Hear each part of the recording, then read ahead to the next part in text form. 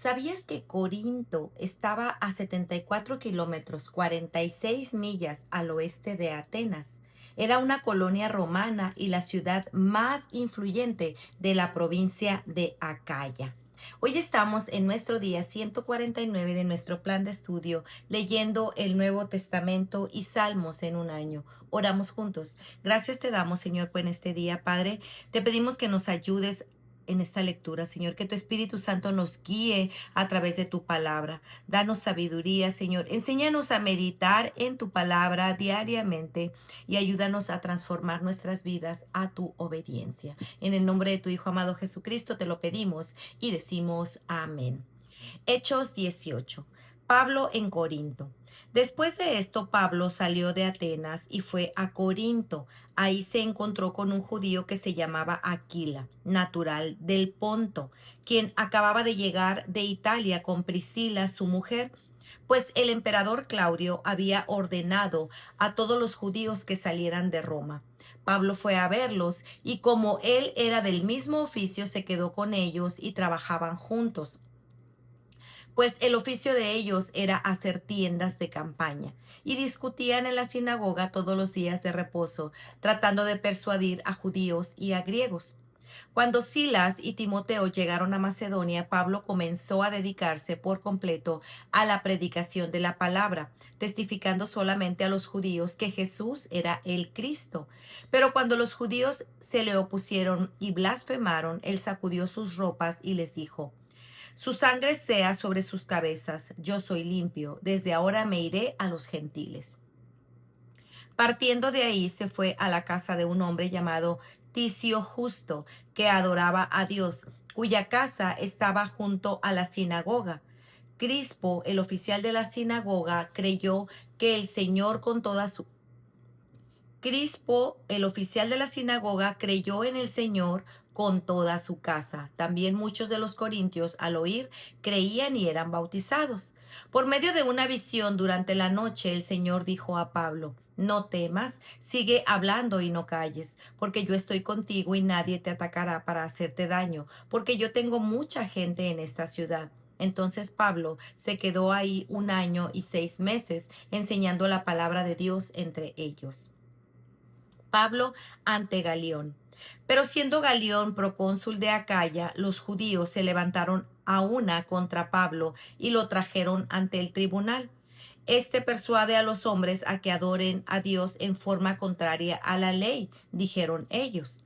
Cuando Pablo iba a hablar, Galión dijo a los judíos: si fuera cuestión de una injusticia o un crimen depravado, oh judíos, yo les toleraría, como sería razonable.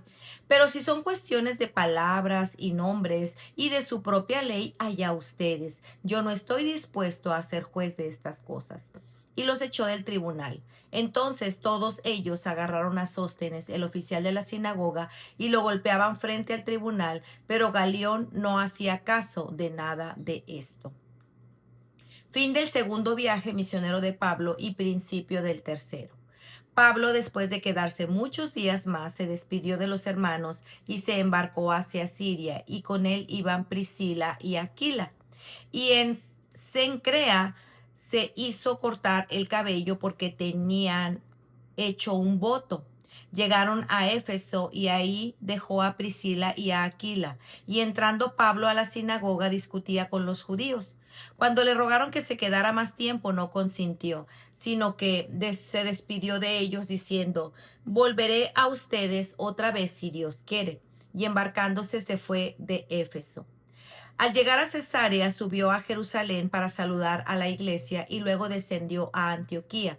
Después de pasar ahí algún tiempo, Pablo fue recorriendo por orden la región de Galacia y de Frigia, fortaleciendo a todos los discípulos.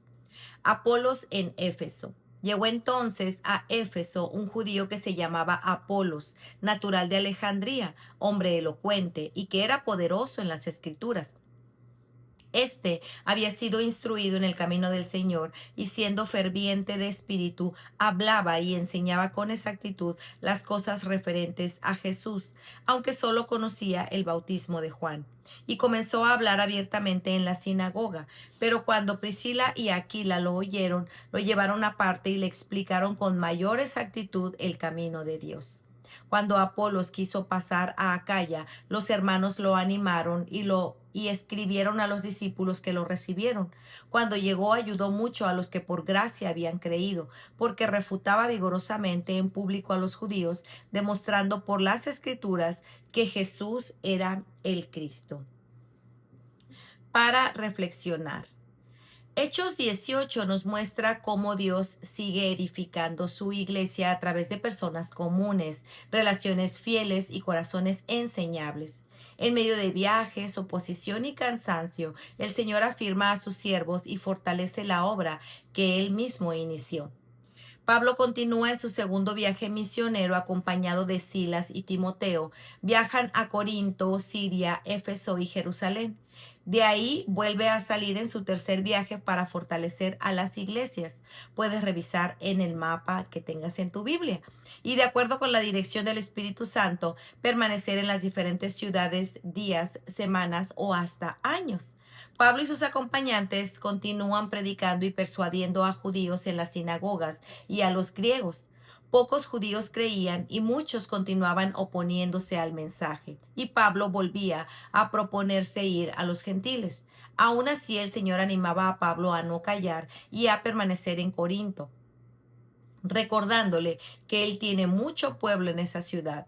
El avance del Evangelio no depende de la respuesta inmediata, sino de la fidelidad sostenida.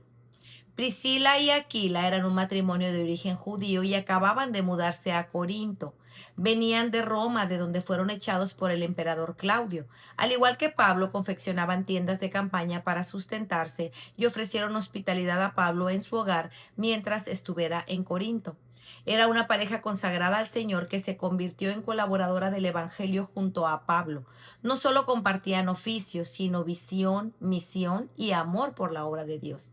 Ellos habían entendido el mensaje de salvación a través del sacrificio de Cristo y con humildad, verdad y amor apartan a Apolos, un judío proveniente de Egipto, para explicarle y aclararle el camino de Dios. Apolos era un erudito de las Escrituras, posiblemente del Antiguo Testamento. Era un hombre elocuente y sabio que enseñaba con precisión lo que sabía de Jesús.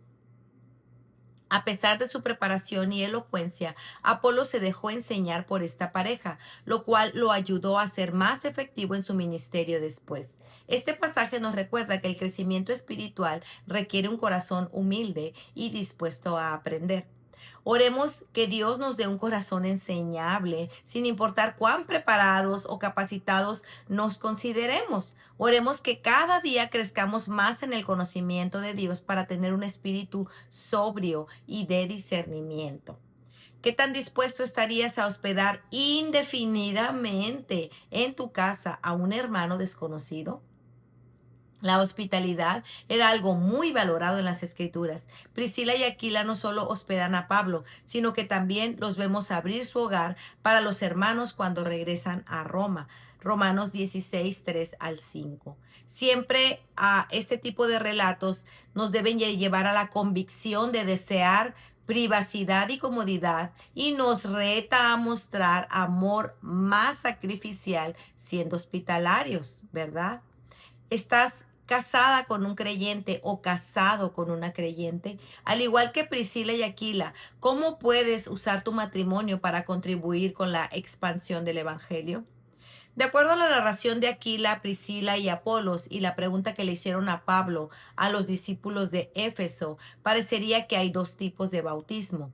Aquí es importante leer el texto con cuidado para no confundir categorías. De acuerdo a la narración de Aquila, Priscila y Apolos en el versículo 25, el bautismo con agua es el que hacía Juan el Bautista para arrepentimiento. El bautismo del Espíritu Santo En el caso de Apolos parecía ser muy instruido en las escrituras y era un maestro fervoroso, pero tenía áreas de conocimiento incompleto. Su enseñanza estaba centrada en lo que conocía hasta ese momento del ministerio de Juan el Bautista. En el caso de los discípulos de Éfeso, aparentemente habían creído, pero ni siquiera habían oído hablar del Espíritu Santo. Quizá desconocían acerca de la vida y muerte y resurrección de Jesús y sus implicaciones. ¿Qué quiere decir esto? Que uno puede arrepentirse, creer y ser salvo sin recibir el Espíritu Santo. Hay muchas posiciones e interpretaciones sobre este asunto y no pretendemos adentrarnos en ella en este momento. Una cosa sabemos y es que el Espíritu Santo viene a morar en el creyente cuando éste cree para salvación y el bautismo es un único evento. Por tanto, este pasaje no enseña una segunda categoría de cristianos, sino que refleja momentos de transición histórica, donde algunas personas aún no habían recibido toda la revelación del Evangelio consumado en Cristo. Seguramente todos conocemos personas que dicen creer intelectualmente, saben que son pecadoras y creen en Cristo y en su sacrificio. Sin embargo, no vemos el poder del Espíritu Santo obrando en sus vidas, ni frutos que evidencien la salvación. Quizá estas personas no han nacido de nuevo y aún no son regeneradas. A la luz de esta realidad, el llamado del apóstol Pablo sigue siendo pertinente. Póngase a prueba para ver si están en la fe. Examínense a sí mismos. Segunda de Corintios 13:5.